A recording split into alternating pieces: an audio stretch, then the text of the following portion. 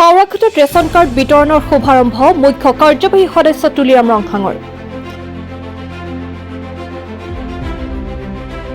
অসম চৰকাৰে প্ৰতিটো দৰিদ্ৰ পৰিয়ালৰ বাবে আগবঢ়োৱা নতুন ৰেচন কাৰ্ডসমূহ দেওবাৰে হাওৰাঘাটত পুৱাৰ ভাগত হিতাধিকাৰীসকলৰ মাজত বিতৰণ কাৰ্যসূচীৰ শুভাৰম্ভ কৰে কাৰ্বি আংলং স্বায়ত্ত পৰিষদৰ মুখ্য কাৰ্যবাহী সদস্য তুলিৰাম ৰংহাঙে।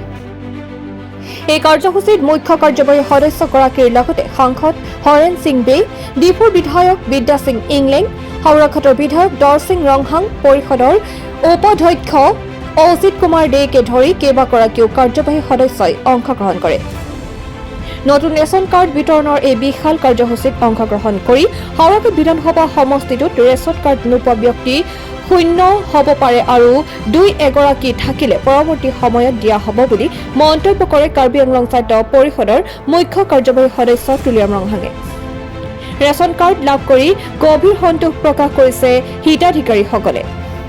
এলএ কনষ্টিটুৱেঞ্চিৰ পৰা আমি আৰম্ভ কৰিছোঁ। কাৰ্বি আংলঙত টোটেল 44,785 বেনিফিচিয়াৰিজ আছে। তেওঁলোকৰ কাৰণে আমি ৰেচন কাৰ্ড দিম। 3 দিন কাৰ্যসূচী আমি লৈছোঁ। আজিৰ পৰা আৰম্ভ কৰিছে। আজি আমি হাৰঘাট এলএ আৰু ডিফু এলএ ইয়াত হাৰঘাট এলএ এলেকাত ইয়াত টোটেল বেনিফিচিয়াৰিজ আছে নতুন ৰেচন কাৰ্ডত 6,178 ৰেচন কাৰ্ড আজি আমি ডিষ্ট্ৰিবিউশ্যন কৰা হৈছে। লগতে 6,178 তেওঁলোকৰ কাৰণে আয়ুষ্মান ভাৰত কাৰ্ডত ইনক্লুড কৰা হৈছে।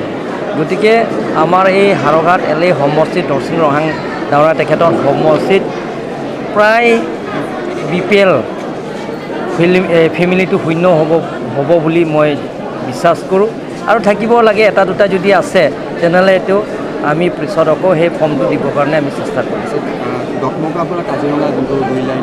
এইটো টেণ্ডাৰ কৰা হৈছে। টোটেল 84 কিলোমিটাৰ্ছৰ এইটো টেণ্ডাৰ কৰা হৈ গ'ল। এইটো সোনকালে কামটো আৰম্ভ হ'ব।